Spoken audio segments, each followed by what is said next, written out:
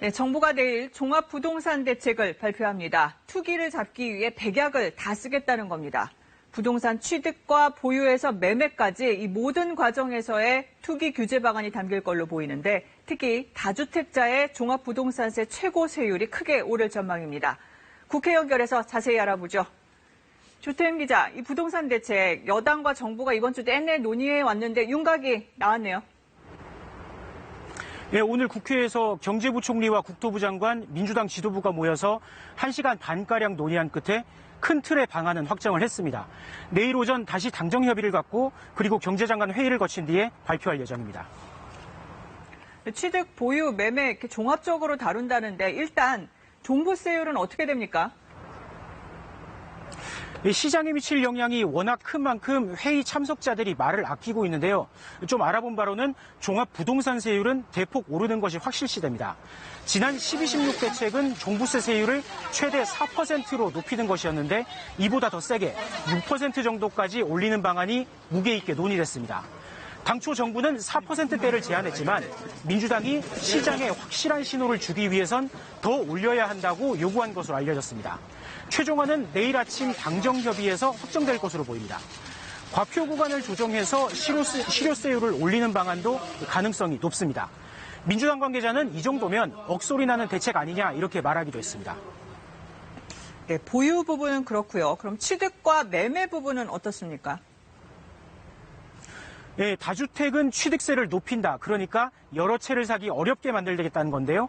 다주택자에게 최대 15%의 취득세를 추가로 물리는 싱가포르 모델이 언급되기도 했었죠. 근데 싱가포르 정도는 아니더라도 현재 1에서 3% 정도인 취득세를 다주택자의 경우에는 두세 배 올리는 방안도 포함된 것으로 알려졌습니다. 매매, 그러니까 양도세의 경우는 투기가 의심되는 단기 매매자나 다주택자는 중과세하자는 의견이 민주당 내에서 많은데요. 그런데 출구를 열어주지 않으면 다주택자가 집을 내놓지 않고 버틸 것이다. 그러니까 매물 잠김 우려도 정부 측에서는 나왔던 것으로 보입니다. 조 기자 얘기대로 상당히 강력한 대책들이 예상되는데 조세 저항도 우려가 됩니다. 특히 1가구 1주택자 같은 경우는요. 예, 1가구 1주택자는 다주택자와는 확실히 차별화해서 세제와 금융 등의 혜택을 주는 방안이 포함될 것으로 알려졌습니다. 다만 1주택자 장기 보유 세액공제 혜택은 손질될 가능성이 있습니다. 네, 그리고 그동안 이 다주택자의 절세 수단이라는 지적이 있었죠. 임대사업자 혜택 어떻게 바뀔까요? 예, 양도세 중과 배제, 종부세 합산 배제 이런 임대사업 혜택은 패키지로 폐지하는 것으로 당정의 의견이 모아졌습니다. 이 시장의 관심은 이것보다도 이미 임대사업자로 등록한 사람에게도 이걸 소급 적용할지 그런 여부인데요. 일단은 소급 적용하지 않을 가능성이 높은 것으로 전해졌습니다.